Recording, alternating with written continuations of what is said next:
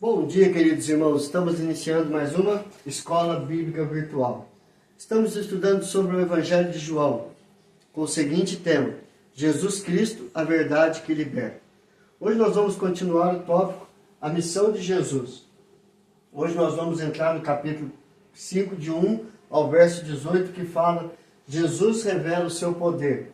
Através da cura, ele apresenta o seu poder, ele apresenta a sua divindade. Então nós vamos ver algumas lições que nós podemos tirar nesse episódio que conta a história da cura de um paralítico. A atitude de Jesus. Jesus ia aonde as pessoas estavam.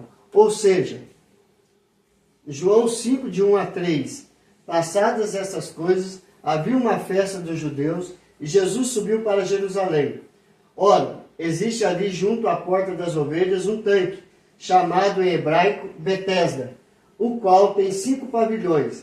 Nestes jazia uma multidão de enfermos, cegos, coxos e paralíticos. Então Jesus ia aonde estava a multidão, para que ele pudesse falar e curar, e libertando os enfermos, como nós vimos na introdução deste capítulo, que Jesus pregava, que Jesus curava, e que Jesus também ia aonde as pessoas estavam. Então diz aqui, chegando em Jerusalém, foi a um lugar chamado Tanque de Betesda, que significa Casa de Misericórdia. Junto ao tanque havia 5 pavilhões cobertos, onde as pessoas doentes podiam esperar, aonde as pessoas podiam descansar debaixo de uma sombra, sem ficar no sol escaldante. Então eles estavam ali, nesse pavilhão, e esperando.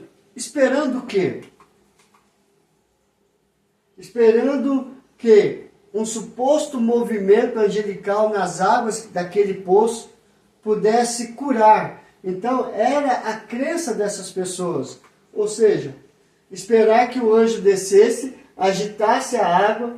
A crença destes enfermos era que o primeiro que entrasse no tanque, após a suposta agitação angelical, imediatamente ficaria curado. Então as pessoas tinham essa crença que nesse tanque de Betesda, se em determinado momento um anjo descia ali, mexia nas águas e aquele que entrasse primeiro seria curado. Era a crença dessas pessoas neste momento. Entretanto, isso fica claro em João 5, verso 4. Esperando que se movesse a água, porquanto um anjo descia em certo tempo, agitando-a, e o primeiro que entrava no tanque, uma vez agitada a água, sarava de qualquer doença que tivesse. Isso era a crença daqueles momentos, daquele tempo. Está entre colchetes porque não se tem comprovação isso em outros escritos antigos. Então, era uma crença supersticiosa que as pessoas tinham naquele exato momento. Na crença dessas pessoas, nós temos 2 lições. Primeiro, a humanidade. A humanidade ela é comparada à multidão de enfermos. Somos todos cegos, coxos e ressequidos de pecado. O nosso destino é a morte. João 5, verso 3, que diz: neste jazia uma multidão de enfermos, cegos, coxos e paralíticos. Todos nós, sem Deus, sem Cristo, nós somos enfermos, nós somos cegos, coxos, paralíticos, mortos espiritualmente falando. Por quê? Porque quando Deus deu a ordem a Adão, se ele comesse da árvore do conhecimento do mal, do bem e do mal, certamente ele morreria espiritualmente. A separação entre o homem e Deus. Então, por isso, a multidão é comparada como cegos, coxos e paralíticos. Estamos caminhando para a morte. Paulo, ao escrever Romanos capítulo 6, verso 23, ele diz: o salário do pecado é a morte. Mas Deus tem o dom gratuito, que é a vida eterna, para aqueles que creem em Cristo Jesus, nosso Senhor. Então, sem Cristo estamos doentes. Sem Cristo, nós estamos mortos e precisamos de crer em Cristo Jesus para termos vida. A segunda, a expectativa. A humanidade tem a mesma expectativa daquela multidão que estava ali no tanque de Betesda. Eles depositavam a sua esperança de cura num supersticioso movimento angelical, que poderia ser acessado através do esforço humano, aquele que entrasse primeiro. Deveria ter confusão na hora de entrar, uma competição de quem entra primeiro, uns pisando em cima dos outros caindo, tentando correr para entrar ali naquele tanque. Queridos, isso mostra para nós que a humanidade hoje também deposita sua fé em tantas coisas, ao invés de depositar a sua fé em Cristo Jesus. Até mesmo no meio evangélico, há muitos que colocam a sua fé em homens, em água, em outros símbolos que não tem nada a ver com Cristo Jesus. A nossa fé e a nossa esperança está em Jesus Cristo. Ele que revela o seu poder. É Ele quem tem poder. É Ele quem cura. É Ele quem liberta. É Ele quem restaura. Em João 5, verso 4, fica claro isso. Um anjo descia em certo tempo agitando a água. E primeiro que entrava no tanque, uma vez agitada a água, sarava de qualquer doença. Ou seja, a fé daquelas pessoas estava no tanque, na água ao mover, e não em Deus, em Cristo Jesus, aquele que tem todo o poder para curar. João destaca que naquele local havia um homem doente há mais de 38 anos, e Jesus vai ao seu encontro mostrando. Mostrando o quê? O que Jesus estava mostrando tanto para aquele homem que estava ali 38 anos doente, como aquela multidão que estava ali doente? O que ele estava ensinando? Primeiro, Jesus é quem toma a iniciativa para curar. Não precisa do homem, e sim da iniciativa de Deus. Deus que move o nosso coração, o nosso buscar, o nosso desejo. E João capítulo 5, verso 6, mostra justamente isso. Estava ali um homem enfermo, havia 38 anos, Jesus vendo-o deitado e sabendo que estava assim há muito tempo, perguntou-lhe: queres ser curado?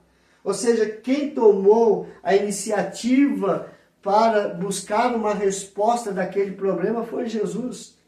Jesus olhou, foi lá, viu a situação dele e disse: queres ser curado? Ele, ou seja, o enfermo, não poderia receber de Jesus se Jesus não dispusesse a ir ao encontro do paralítico. Então, se Jesus não fosse até ele, ele não iria até Jesus, ele não chamaria Jesus, porque a fé dele estava no tanque, estava na água. E Jesus, ele toma a iniciativa e fala: queres ser curado? Segundo,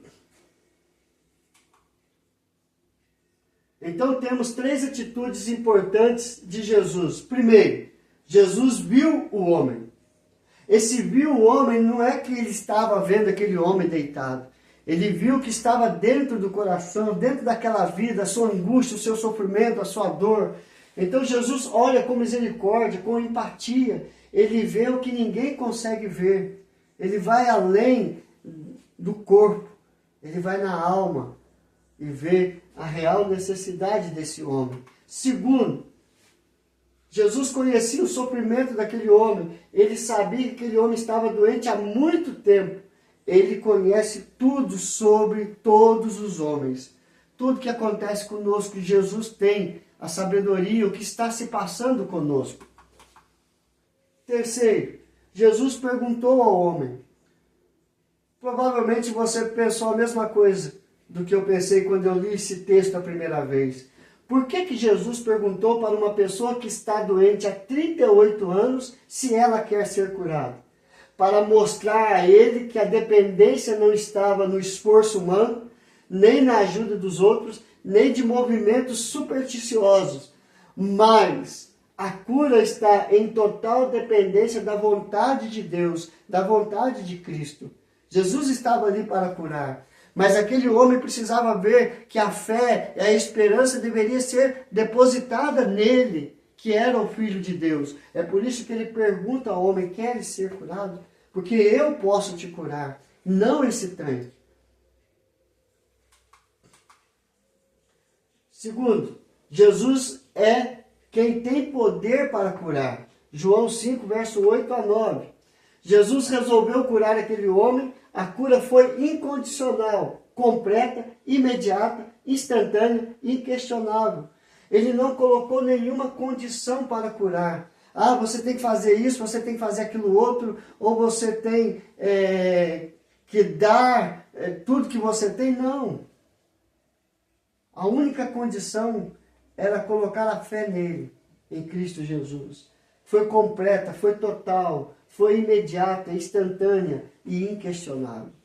Então, quando nós dependemos da vontade de Deus, Ele tem poder para curar. Basta depositar a nossa fé e a nossa esperança. João 5, 8, 9. Então lhe disse Jesus: levanta-te, toma o teu leito e anda. Imediatamente o homem se viu curado e, tomando o leito, pôs-se a andar. E aquele dia era sábado. O segredo da cura está no poder, na vontade e nas palavras de Jesus. Basta ouvir, acreditar e obedecer. E assim Ele opera o milagre. Quando nós descansamos na vontade de Deus, tudo é possível, porque Deus é o Deus do impossível. Não sei qual é o teu problema e qual a tua dor, qual é o teu sofrimento, mas creia em Cristo Jesus e serás curado, restaurado. E se for outro problema, Ele vai te dar sabedoria para que você possa enfrentar qualquer situação. Assim como aconteceu nesse homem, Deus pode fazer maravilhas na sua vida. Então, o que nós aprendemos hoje? Nós aprendemos que Jesus revela o seu poder, indo aonde as pessoas estavam. Ele mostra que a nossa dependência está nele e não num suposto movimento angelical ou de alguma oração especial, forte, ou de algum sacrifício que precisamos fazer. Não. A nossa expectativa deve estar somente em Cristo Jesus, porque Ele é quem toma a iniciativa para curar e somente Ele tem poder para curar. Que Deus nos abençoe hoje e sempre. Vamos orar? Senhor, graças te damos. Eu creio que o Senhor tem poder para curar, restaurar, edificar, fortalecer. Mas há muitos que ainda precisam, Pai, entender que para que os seus problemas, suas lutas possam ter uma resposta, eles precisam colocar a sua total dependência no Senhor.